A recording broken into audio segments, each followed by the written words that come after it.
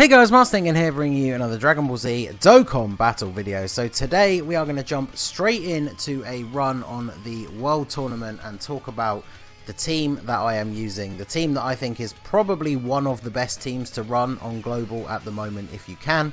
And there are a couple of reasons for that which we are going to go into obviously during the course of the video. So of course we have to start off with the prelims, which is the worst part of the tournament by far. Let's see, who should we put first? It's probably best to keep the freezers on rotation first of all, and I will explain that in a moment. So basically I ran this team last tournament, but I used the STR Super Buu leader, and obviously STR Super Buu is not a very good unit. He doesn't have the best links, so he kind of didn't really do much. He was like dead weight. He was basically just there to be the transformation boost leader. Whereas of course now that we have STR Cooler replaces Super Buu in like every single way. His attack and defense leader skill is much higher, which is obviously much more useful since you only get one instance of the leader skill activating in the World Tournament. The friend leader does not count.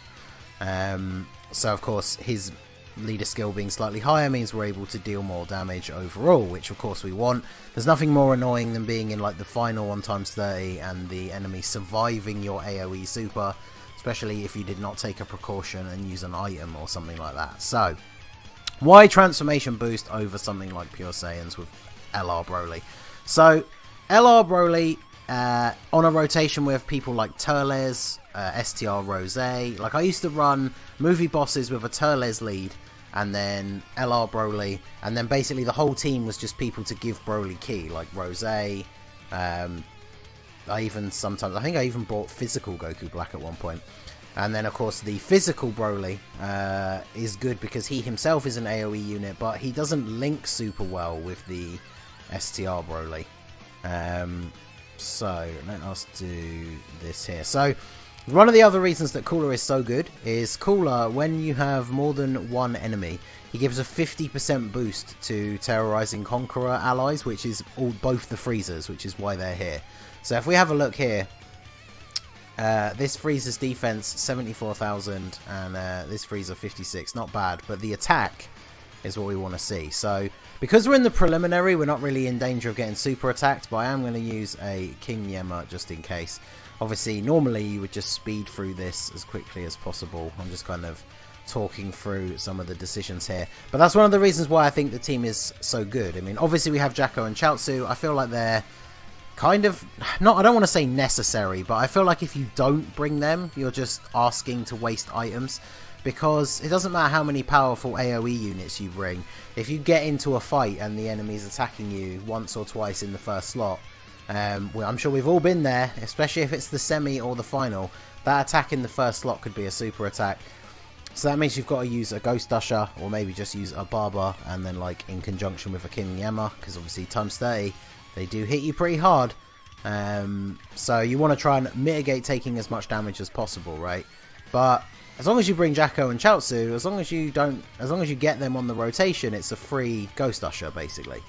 So I feel like they're very necessary to bring.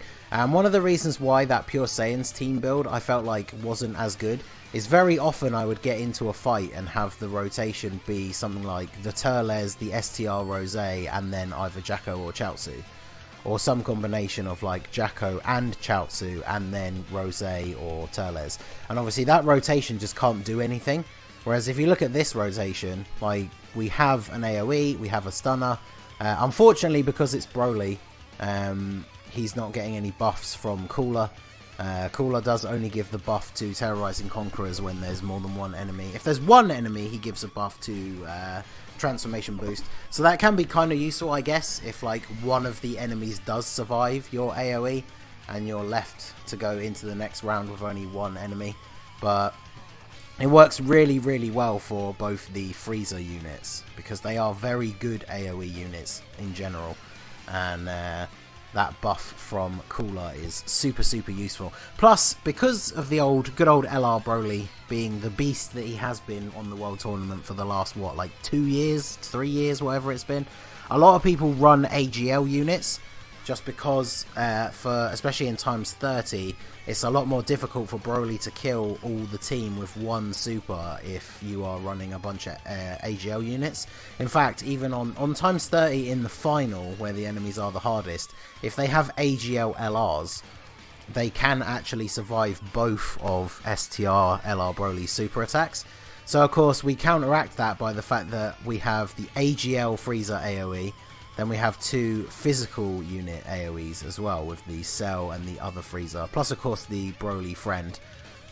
So that will obviously straight away wipe a team of STR units, especially if we have the Frieza, and then the AGL units, if they've stacked up on their AGL to counterattack Broly, all of the physical units are going to do well against them. So obviously you do still run into the same issues. It is possible to get a dead rotation, which is basically Jacko or Jacko and Chaozu and then Cooler.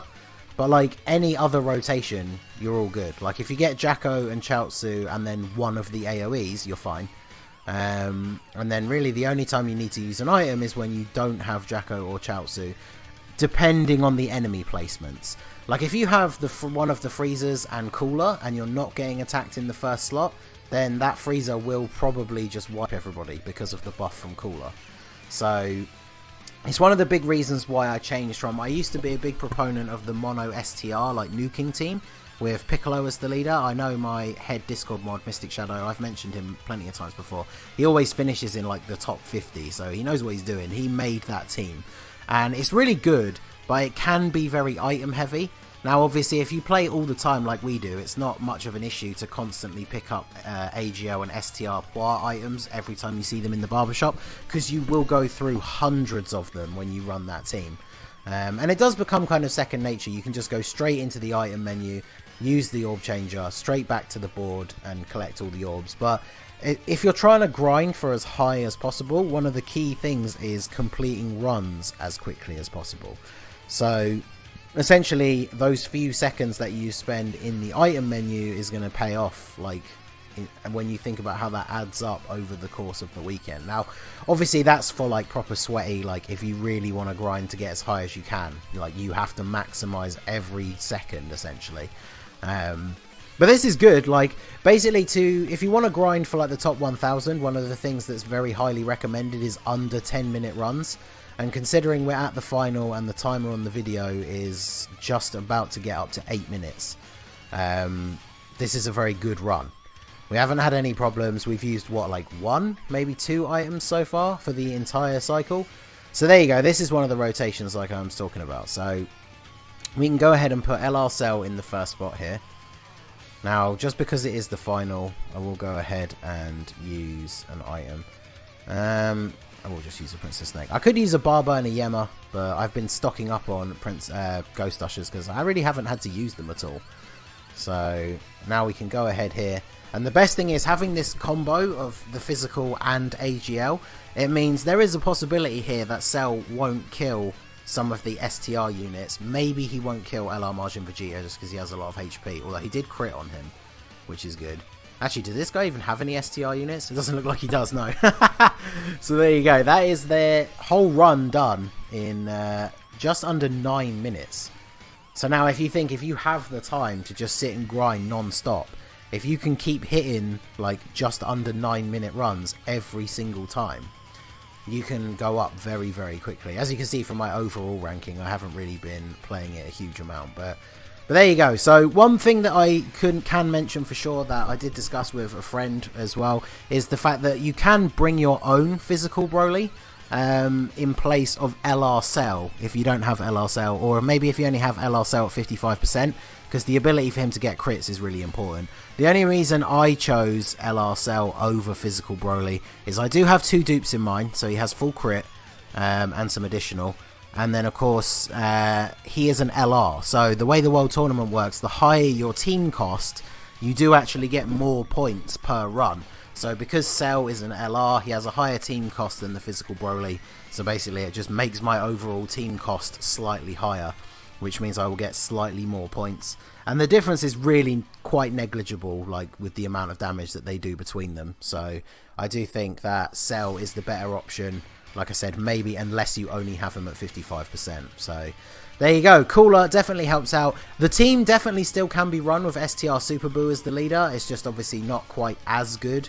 Super Buu is going to be the sort of weak link, but you're still going to be able to get the job done with these 3 AoEs or the physical Broly. So overall, I do think this team is probably one of the best ones to run. But to be fair, like any team that you can just stack with AoEs and bring Jacko and Chaozu is going to get the job done. It's kind of all about personal preference and which one you find you can beat runs with the fastest. And for me, I definitely think it's this team. So let me know what you guys think down in the comments below. Let me know what team you are running. Are you grinding hard? Are you just trying to complete the missions?